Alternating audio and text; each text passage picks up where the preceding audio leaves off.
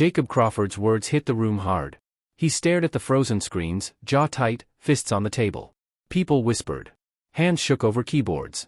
The luxury around them felt heavy. Maison Bleu was closed that night, no customers, no noise.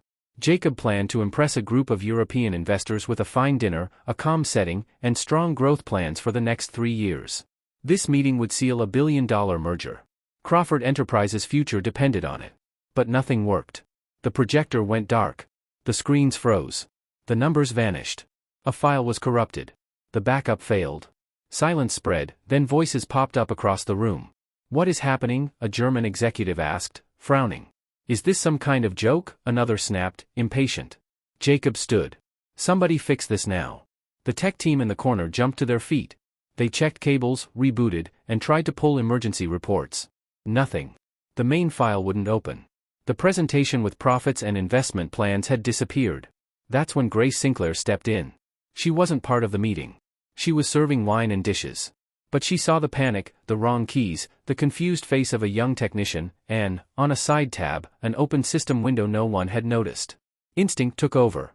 She stepped forward like she was setting a napkin and whispered, "You're trying to open it from the slide panel. It's corrupted. Pull from the local cache. Use HTML view mode. It'll open clean." The technician frowned, lost. Grace bent as if picking up a drop tray and murmured, "Alt plus F12. Then click, View as Safe Page. You have 30 seconds. He hesitated, then clicked. The screens blinked. The charts came back. The numbers returned. The projector lit up. Chaos faded to relief. People clapped. Jacob watched, silent. Then his eyes tracked the corner where Grace blended back in, collecting plates like nothing had happened. She felt his stare but kept moving, light steps, eyes down, posture perfect. Inside, her heart pounded. He won't connect the dots. It was just a tip. No one will notice. She was wrong. After dinner, with handshakes done and contracts signed, Jacob stopped near the kitchen. His gaze searched. "You," he said quietly. Grace turned with a polite smile. "Sir? That file. That was you?" A quick, polite laugh. "I'm sorry. I don't know what you mean. I just serve wine." He said nothing more. He just looked at her and walked away. That look wasn't the end. It was the start. Later, in the locker room, Grace changed out of her white uniform into an old denim jacket. Her phone buzzed. Unknown number. "That was reckless," a firm male voice said. "Do you really think you can play around with someone like Jacob Crawford? Who is this? Stay away from him. Don't get involved. You have no idea what you're walking into." The call ended. Fear crept back. It wasn't only the CEO who had noticed. Someone else was watching, someone who didn't want her near those contracts. She stepped into the cold Chicago night. From that moment on, her life would not be the same. Jacob Crawford didn't leave loose ends. Ever. And a waitress had just become the biggest one of the week. He returned to Maison Bleu the next morning, not to eat, but to ask questions. He cut through the side door into the kitchen. Steam rose from pots. Onions and garlic sizzled. He stopped next to a woman in her 50s, hair in a tight bun, slicing carrots with neat precision. "You work with Grace, right?" She looked up and recognized him at once. Everyone in Chicago knew Jacob Crawford. "I do, sir." "Why? Did she do something wrong?" "No. I want to know more about her." The cook, Diane, hesitated, then smiled. "Grace is different. Always has been. Not just a waitress. She used to be something bigger." "Bigger how?" "I don't really know. She never says. But give her a paper, a number, any account, she solves it in seconds. Like she's got a computer in her head." Diane lowered her voice. "And there's something else. Like she's hiding a secret. Sometimes she gets tense, stares at her phone, like she's waiting for bad news." Jacob left with his curiosity burning. 3 hours later, in his office, he called a private investigator. "I want everything on Grace Sinclair. Everything. Past, present, even where she buys bread." "Understood, Mr. Crawford. I'll get back to you in 6 hours." 5 hours and 40 minutes later, the investigator called back. "I found a lot, and some parts are odd." "Go on." "Grace isn't a career waitress. She's a prodigy in logic and data analysis. 2 big companies, one in San Francisco, another in Boston. She solved problems whole teams couldn't. But 3 years ago, a scandal." "What kind?" "Embezzlement. They said she was involved. The case was buried. She got fired, disappeared, moved, started over as a waitress." "Was she convicted?" "No. Not even charged. No court record. Like the case was erased." So someone paid to make it go away. Or someone set her up. I can't say for sure, sir. There are gaps. A lot of them. Jacob hung up and stared at the city. He hated mysteries. He needed to talk to her himself. The next day, Jacob sat by a window at Maison Bleu. Grace arrived with her notepad and a calm smile. Good afternoon. What would you like? A coffee. Black. No sugar. That's all for now. She returned with the cup. You're good with numbers, he said. I'm good at serving coffee, Mr. Crawford. I'm not talking about coffee. Then you're talking to the wrong person. She walked away. He kept coming back, tea, too cold, water with ice, too hot, salad, wrong dressing. Grace stayed polite, but inside she grew tense. He wouldn't give up. On the fifth visit, he got to the point. I need to talk to you. Outside of here. About what? A proposal. What kind of proposal? A job offer. She gave a short laugh. I already have a job. Not serving coffee. Using what you really know. Her stomach tightened. She knew where this led. No, thank you. You haven't even heard it. I don't need to. The answer is no. Why? She met his eyes and let the mask drop for 1 second. Because I don't want to get involved with anyone. I want a quiet life.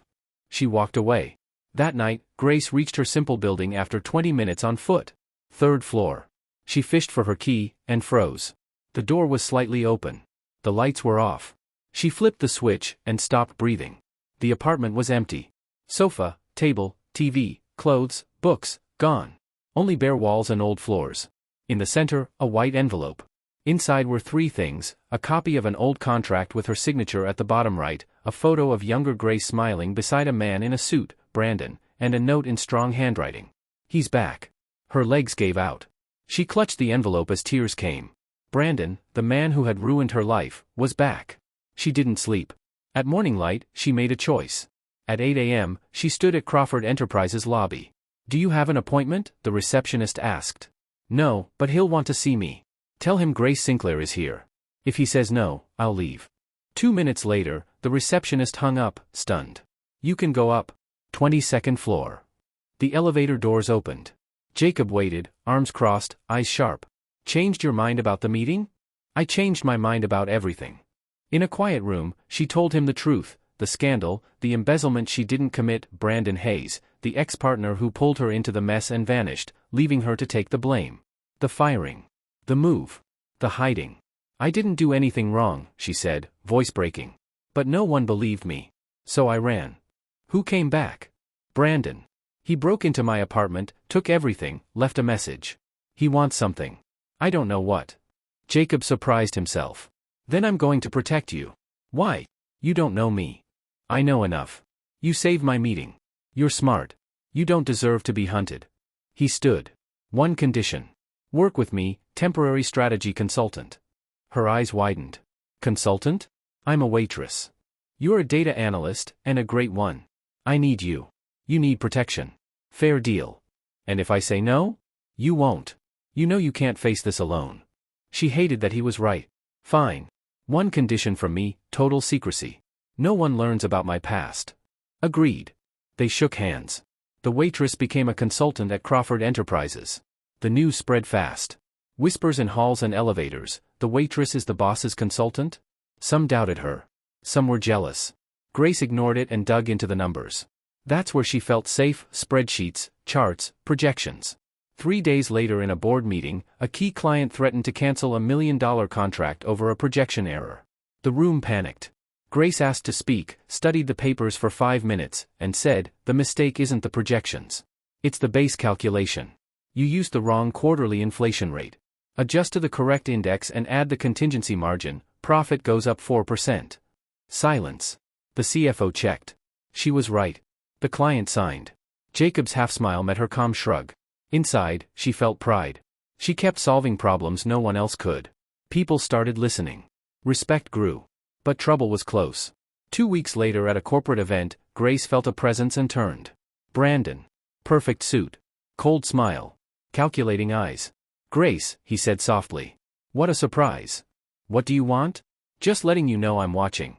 The past has a way of returning. Jacob appeared. Is there a problem here? Brandon extended his hand. Not at all. Brandon Hayes. Jacob didn't take it. Jacob Crawford.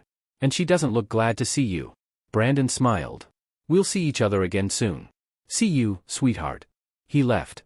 Grace shook. That was him. Jacob guided her away. You're not alone in this. I'll help you. Before she could answer, Jacob's assistant rushed in. Mr. Crawford, we have a problem. The investors are in the conference room, and a man is with them. Says he has important documents about the new consultant. Who? Brandon Hayes, sir. Jacob squeezed Grace's hand. Let's finish this together. In the conference room, Brandon laid out a paper. A contract signed by Grace Sinclair 3 years ago, he said. It ties her to fund diversion and corporate fraud. She was never cleared. Investors stared at Grace. Jacob scanned the document. This proves nothing. It proves she can't be trusted. Your company hires criminals. Tears pricked Grace's eyes, but she held them back. Jacob ended the meeting and cleared the room. He turned to Grace. Do you have proof you didn't do this? I do, but it's hidden. I kept emails, records, recordings. Brandon faked the data. I found out too late. Why not use it earlier? I was scared. He has connections. I thought if I vanished, he'd stop. I was wrong. Amanda, the press officer, burst in. Mr. Crawford, the press knows. They're publishing about the consultant involved in fraud. Tell them no comment, for now, Jacob said. Then to Grace, you have 24 hours. Bring me that proof. If it's solid, I'll back you. If not, I'll have to let you go. I'll get it today. She raced to a storage unit in a forgotten part of Chicago. In 2 hours, she was back with a brown envelope, documents, printed emails, a flash drive with recordings. Jacob read. His face shifted, surprise, anger, outrage. He faked everything. Even signatures. Grace's tears fell. I didn't do anything wrong. I just wanted to work. He ruined everything. Jacob's hand rested on her shoulder. I believe you. And we're going to take him down. They spent long days building a clean timeline. Somewhere along the way, small moments grew, quiet glances, dry jokes, easy silences. One night after 10, alone in the office, Jacob said, You're amazing. I'm just good with numbers. No. You're resilient. Smart. And funny when you want. Jacob. Grace, his phone rang. The moment slipped away. Later, in the elevator, tension filled the small space. Jacob leaned in. She closed her eyes, the doors opened. Mr. Crawford. Urgent signatures. The moment broke again. Grace told herself, not now. Not with him. It's too risky. But feelings don't wait. 3 days later the file was ready. Jacob set a meeting with investors to clear Grace's name. That morning, Amanda ran in, out of breath. Brandon Hayes filed a lawsuit against Crawford Enterprises. What? He claims fraudulent hiring and money laundering. Grace is listed as the main defendant. He moved first, Jacob said. A smokescreen. He wants a fast settlement before the truth comes out. What do we do? Grace asked. We go to war. Full defense and a countersuit, fraud, document forgery, extortion, everything. Grace realized this was bigger than she imagined. Brandon wasn't just bitter. He was dangerous. Jacob asked, Are you with me? I am, she said, until the end. Jacob hired 3 of the best lawyers in Chicago, specialists in corporate defense, financial fraud, and defamation. The team lead, a gray-haired man named Richard, explained, triple defense. 1. Prove Ms. Sinclair had no access at the time. 2. Show Brandon forged documents. 3. Discredit any witness he brings. Grace asked, How many times have you defended someone wrongly accused of fraud? A few. And how many times did you win? Most. Most isn't 100%. With respect, I'm going to represent myself. Silence. Grace, you can't, Jacob said. Yes, I can. I studied law before data analysis. I didn't finish, but I learned enough. No one knows this case like I do. Richard forced a smile. Court isn't for amateurs. Waitresses don't usually save billion-dollar meetings either, Grace replied. Yet here we are. Jacob sided with her. She'll represent herself. You'll support from behind the scenes. As you wish, Richard sighed. 2 weeks later, the courtroom was full, journalists, investors, onlookers. Brandon's lawyer painted Grace as a skilled criminal, waving the old contract and doctored numbers. Then it was Grace's turn. Your Honor, ladies and gentlemen of the jury, my name is Grace Sinclair, and I did not commit fraud. She handed over the system access log. At the time of the alleged fraud, I was on vacation in London. Passport stamps, tickets, photos. Objection, Brandon's lawyer said. She could have accessed remotely. I could have, if my login was active. It was blocked for security maintenance. I had no way in. Murmurs. And the transfers happened at 3 a.m. Chicago time, 6-hour difference. 9 a.m. in London. I was at a museum. Here are the receipts. She turned to Brandon. He forged my signature and threatened me when I found out. That's a lie. Brandon shouted. Order, the judge said, gavel down. I have proof, Grace said. She signaled. Richard brought a laptop. Security footage from 3 years earlier showed Brandon alone, altering files and forging digital signatures. The room buzzed. Brandon went pale. 2 hours later, the verdict, Grace Sinclair acquitted. Brandon Hayes guilty of fraud, document forgery, and defamation. Headlines exploded, genius waitress clears her name in court. Jacob got Grace through the crowd. In the car, she laughed with pure relief. I did it.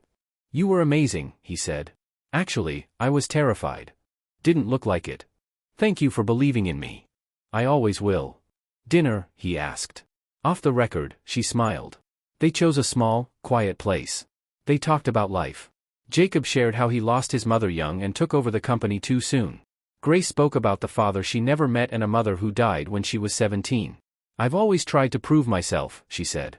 You're worth more than you know, Jacob said. They kissed. Slow, gentle, real. Afterward, at the temporary apartment he rented for her, the phone rang. Amanda again. The company is under investigation. The IRS opened a case.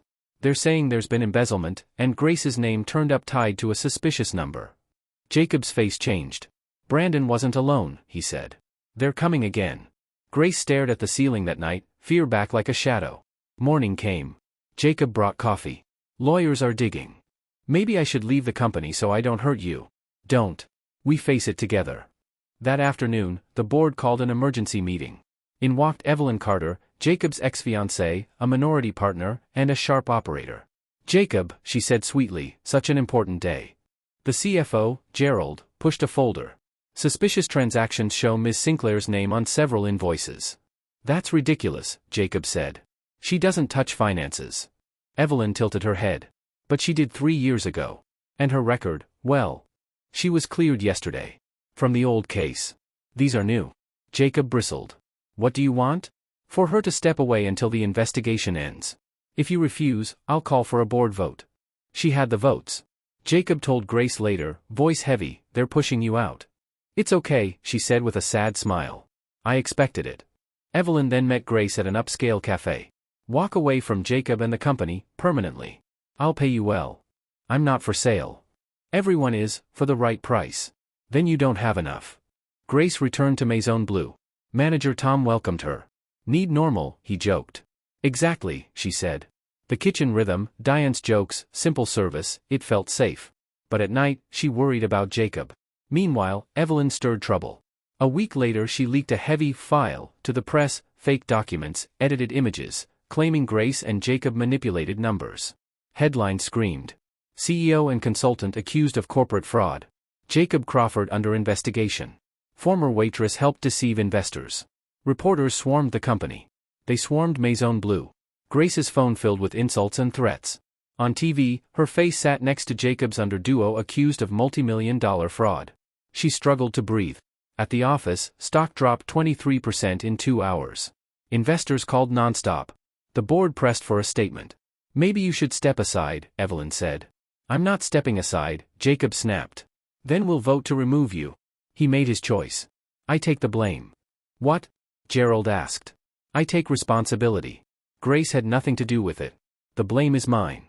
3 hours later, at a press podium, Jacob read a short statement and walked away from a sea of questions. At Maison Bleu, Grace watched, stunned. Diane whispered, that man loves you. Grace ran to Jacob's office. What did you do? You lied to the world. You'll lose everything. I don't care. How can you not? Because you matter more. Anger and love collided. She kissed him hard. I love you too, you idiot. And I'm going to fix this. She called investigative journalist Daniel Carter. She handed over documents, emails, recordings. I need more, he said. A link from Evelyn to the fraud. Grace remembered the flash drive Brandon left. She dug into it fully for the first time. There it was, emails between Brandon and Evelyn, plans to frame Grace, bank transfers. Daniel built a full report. He got Evelyn on a live TV show to clear her name. He appeared as surprise co-host and aired everything: emails, transfers, chats. Evelyn tried to walk out. Cameras kept rolling. Within 24 hours, the truth spread: Evelyn Carter was the real culprit. She was fired, sued, and banned from the corporate world. Jacob withdrew his earlier confession and explained the facts. The stock climbed again. A week later, the board called Grace in. Jacob sat beside her. "Miss Sinclair," Gerald said, "we recognize your value and your innocence. Come back, not as a temp. Director of Strategic Analysis. Lead a team." Grace's heart raced. "Really?" "Absolutely. One condition." A pause. "No personal relationship with Mr. Crawford. Company policy. Full commitment. No conflicts." Grace looked at Jacob. He went pale. "Are you serious?" she asked. "It's policy," Gerald said. Grace stood. "Thank you.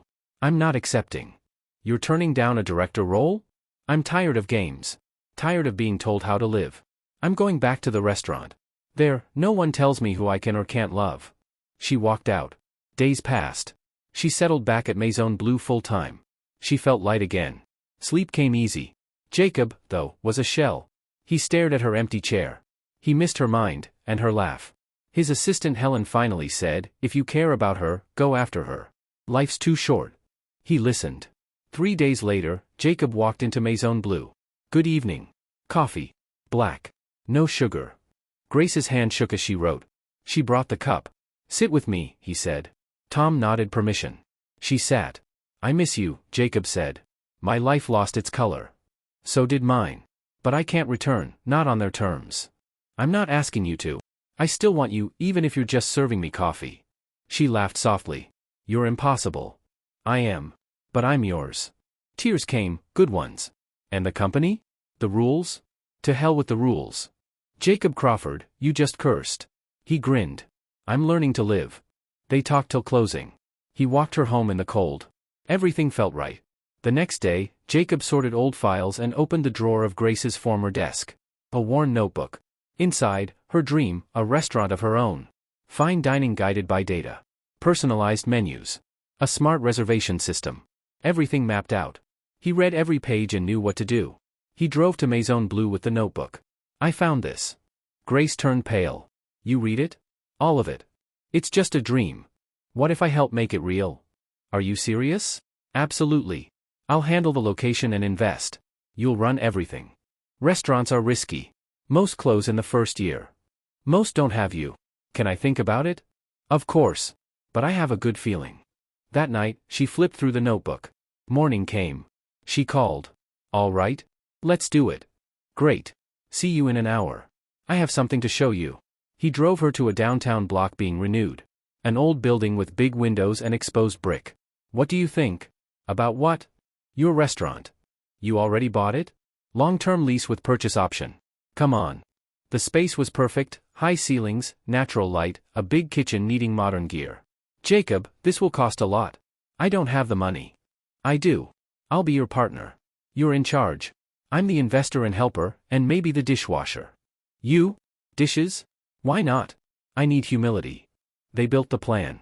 Grace designed the menu and the smart reservation system. Jacob handled contracts, permits, and suppliers. Diane agreed to be head chef. Tom consulted. A small team, but tight. A month later, they were ready. Exposed brick walls, dark wood tables, soft lights, an open kitchen. At the entrance, a sign with the name Grace chose, Insight. Opening night was Friday.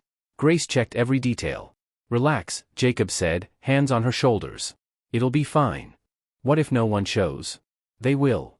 And they did: journalists, influencers, a few local names. The place filled fast.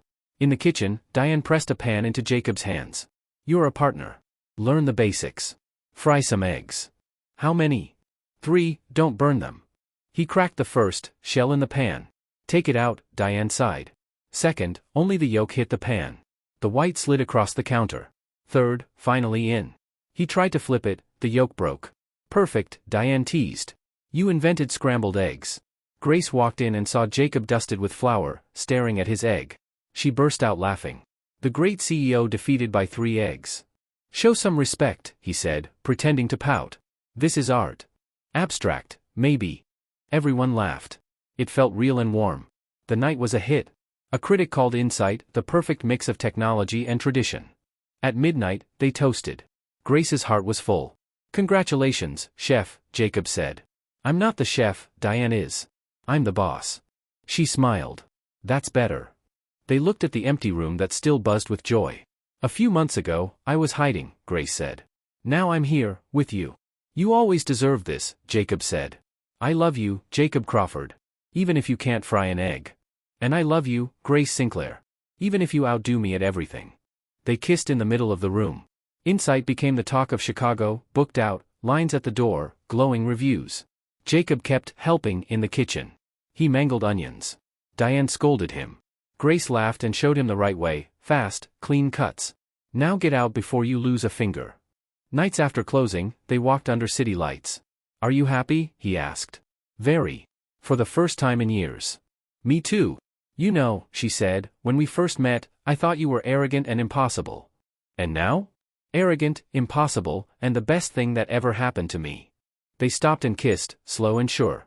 Peace at last. 3 weeks later, Jacob planned the perfect proposal, written in a notebook he hid in his office. Best Italian restaurant, white flowers, a violinist, the exact second to Neil. He checked the forecast 3 times, sunny. He dressed in his best suit, pocketed a ring that cost 3 months' salary, and drove to Insight. Grace came out in a light green dress, hair down, smiling. "Where are we going?" "Surprise. I love surprises, when they don't involve courtrooms." He laughed. "No drama today." 5 minutes later, rain poured. Streets flooded. The restaurant was dark with a note on the door, "Closed due to emergency." Jacob stared, stunned. "It's okay," Grace said. "We'll improvise." They tried 4 places, no tables. He started to panic. She steadied him. "It doesn't have to be perfect. Just us." They headed back. The rain stopped. They passed a small plaza. Jacob said, "Grace, wait." He stepped forward, tripped on a loose stone, and fell to his knees, by accident. "Ouch!" She rushed over. He stayed down, pulled out the ring, and opened the box. "Grace Sinclair, I planned this for weeks. Fancy place, flowers, music. None of it worked. It rained. The place closed. I tripped. And it's perfect anyway, because it's us. With you, even chaos makes sense. Will you marry me?" Tears and laughter together. "Yes. 1,000 times yes." People nearby clapped as he slipped the ring on her finger. It was simple and bright, elegant. "It's perfect," she said. "Just like you, when you trip." At his apartment, big windows, city view, he iced his knee. They talked about the wedding, the future, mornings together. Words ran out. Holding each other was enough. They planned something small, close friends and family. The date, 1 month from that day. Venue with a lake view. White and green flowers. Menu by the Insight team. Grace chose a simple dress. Jacob chose a dark gray suit. Diane is maid of honor. Tom is best man. A week before the wedding, lawyer Richard called. "Miss Sinclair, it's urgent. Evelyn Carter is back. She still holds 5% of Crawford Enterprises and found a clause, no marriages between partners and employees unless approved unanimously by the board. I don't work there anymore." "True. But you co-own Insight, which has a supply contract with Crawford. Technically a conflict." "That's ridiculous." "I agree. But she's using it to block the wedding. She already filed suit." Jacob wanted to postpone. "No," Grace said. "We're not letting her win. I have a plan." She called Daniel, asked Richard for help, and studied every line of the bylaws. She found the gap. The night before the wedding, Jacob asked, "What's the plan?" "Tomorrow," she said. At the right moment. The venue was perfect, white and green flowers, wooden chairs, floor-to-ceiling windows over the lake. The sunset turned the sky orange and pink. Grace adjusted her dress. Diane walked in. "You look beautiful." "I'm nervous." "Of course. It's your wedding." "It's not just that. She'll show up." "You're ready," Diane said, squeezing her hands. Across the hall, Jacob fussed with his tie. Tom swatted his hands away. "You love her. She loves you. Simple. Nothing with Grace is simple. And that's why it works." Guests arrived, Insight staff, a few friends, Daniel, Richard, Helen with extra tissues. At 5 o'clock, the music started. Jacob walked to the front, heart racing.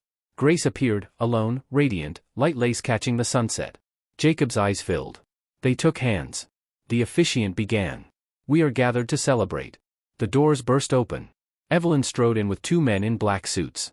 This ceremony cannot go on, she announced, holding an envelope. Court order.